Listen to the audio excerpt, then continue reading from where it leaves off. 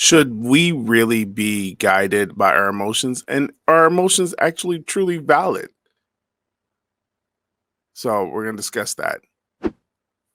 Welcome to our new podcast show called Roll with the Punches. And this is not as long as Epic Thoughts, so we're going to keep doing Epic Thoughts. But we do these podcasts because, there's times where I just want to get some off my chest and I don't have the context or I don't want to do it in the hour long Epic Thoughts. And so, yeah, emotions, man. Like, I was talking to a friend the other day, and the friend was talking to me about some emotions that they were going through, and I just been on this kick lately. That's what I've started doing these podcasts because I just really want to get down to the nitty gritty of some things, and I started thinking about emotions. Like, um, there's so many different emotions. We have emotions for all these different things. So what are emotions for? And are they truly validated? And I noticed that I'm a very logical person. I'm not very emotional. I get emotional and I do have emotions, but I don't let the emotions get the best of me um, as often as most people do. And I started thinking about how fleeting an emotion is. Like, if you give me time, I'm going to have 100 emotions about one subject. Like, you give me a person, I'm going to have and I spend enough time with that person, I'm going to have many different emotions about that person. Sometimes in the same day, I'll have several different emotions about that person.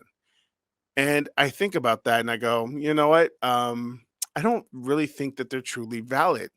And what I mean by valid, I don't mean like I hear you, I feel you. Like, there's a form of validity that people, when they talk to you and they have emotions, and you say, "Yeah, I hear you, I feel you, I understand you, I understand where you're coming from."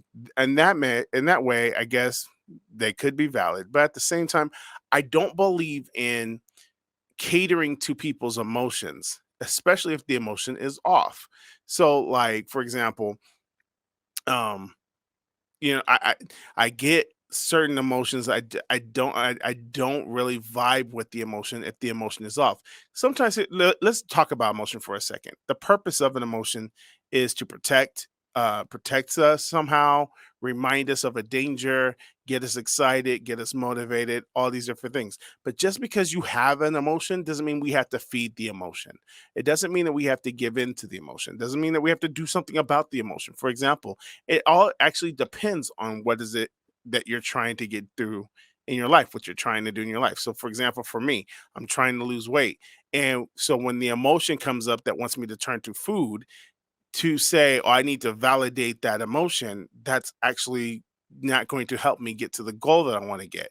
So, for example, hunger is not an emotion that I really need to um, validate at that point. Validate, I'm using that term very loosely because maybe it's not the right time to eat because, in when it comes to the journey of cutting back on calories and trying to create a healthy lifestyle, there's things you have to take consideration of, like what time of the day you actually eat and what you eat and how you eat it and how it's prepared and all these different things come into effect.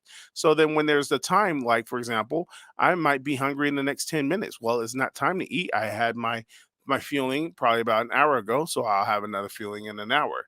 So with that being said, to say, yo, I but that's not what people do now. We have a feeling and we want you to respond to our feeling and feed the feeling, validate the feeling, uh give me past judgment on my feelings, and that's not really going to help you in the long run. It doesn't help anybody in the long run.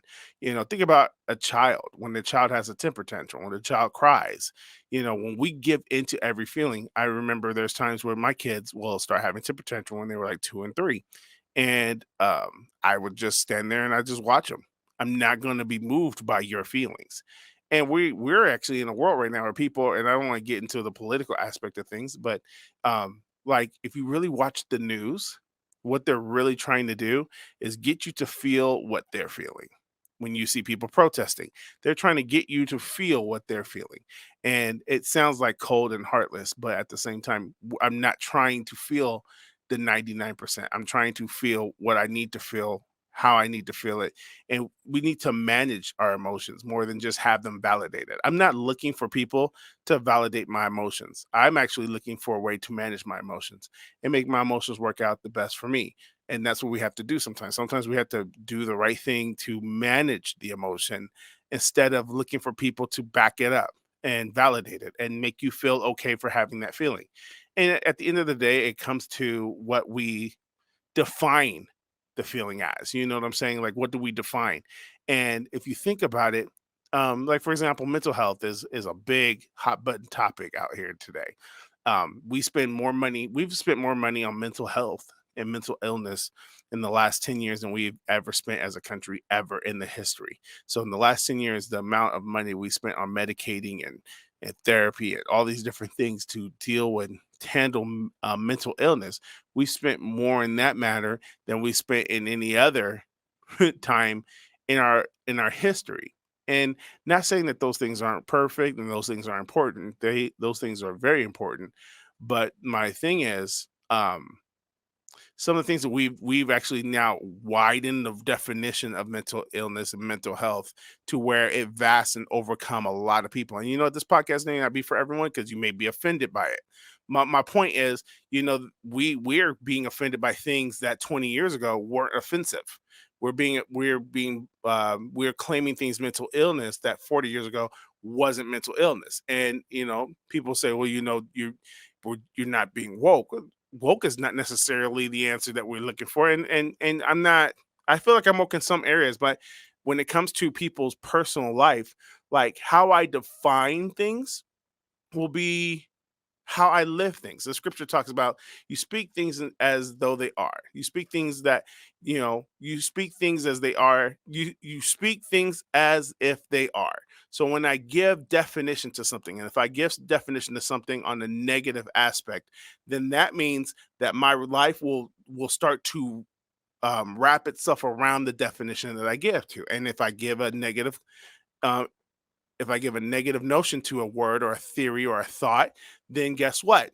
Guess what my life will wrap? It will wrap around that negative aspect and it will essentially become negative. For example, I always tell people if you really want to get somewhere in life and career and all this other stuff, you have to create structure. I mean, I'm a stickler for creating structure. Now, let me say this with that being said, I hate structure. I hate structure with a passion. I hated it so much to the point where there was moments where I wouldn't do it because not only do I don't like people telling me what to do, I don't like telling me what to do. So when it came to structure, I wasn't a big fan of it. I hated every second of it, and I would not do it. And I would have 2 days on, 2 days off. I would do 3 days of good structure, and then I'll do 7 days of just nothing. And I'm just gonna be completely honest with you. Even in my own program that I stand behind 100%, it needs structure to be sufficient, and I wasn't being in structure. And I was talking to I've been already on this thing of like, yo, we can create the paths that we want to in our life if we have the right meaning and definition behind things and if we choose what we're going to put our energy into. And I was talking to my coach and I told her, I said, yo, you know, here's the problem, I just hate structure.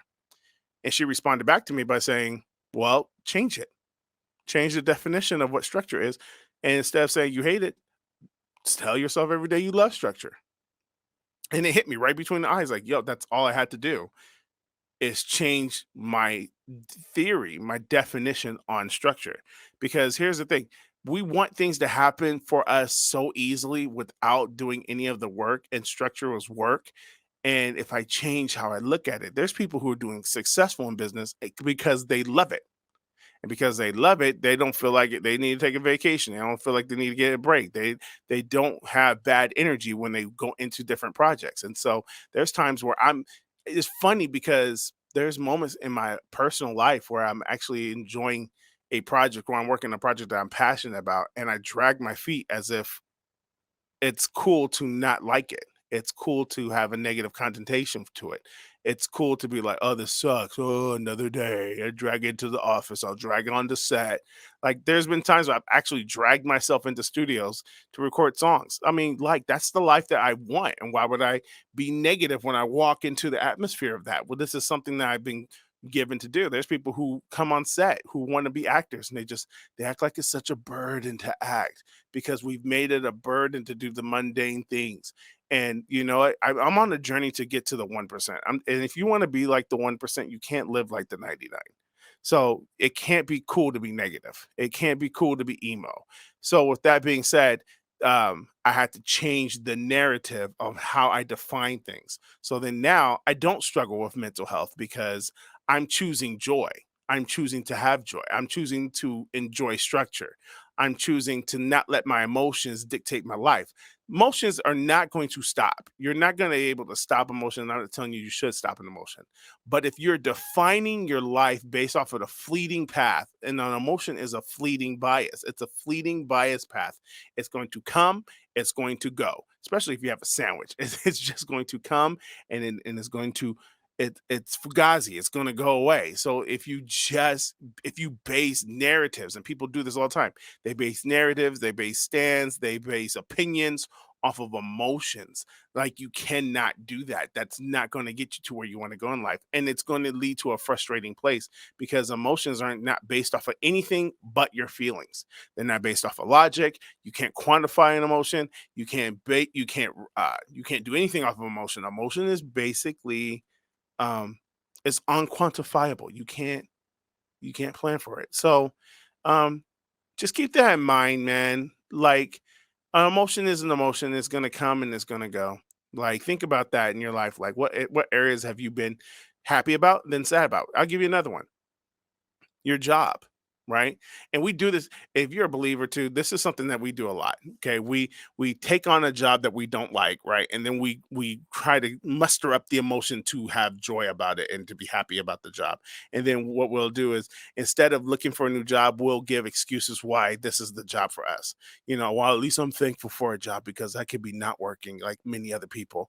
Okay, but you know what, even though it's hard to find jobs, it's not that hard to find jobs. And the amount of people that can go up and make something happen in a small amount of time is just it's ridiculous. So with that being said, like, you can control a lot of things. You can give yourself a little bit more credit than you're giving yourself to. So with that being said, like, don't make excuses for yourself. Don't sit there and say, "Oh, I'm feeling this way because of this emotion."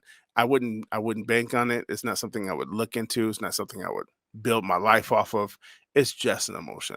All right. So um but listen to it. I mean, they do give you instructions. Your emotions kind of protect you from things. But other than that, man, you got to stay kind of vigilant and use logic a little bit more than you use emotion. All right. What emotions do you have that you can kind of stop falling into, or falling into the trap, or being led by? Um, they can help you out in the long run. All right. I'm Ramon Merchant, founder of Heritage Park Productions. We create film, music, and television. And I'm also I'm a growing health coach, which means I'm growing into that brand.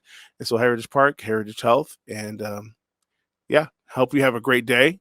Um, love yourself and love others. All right. Talk to you soon.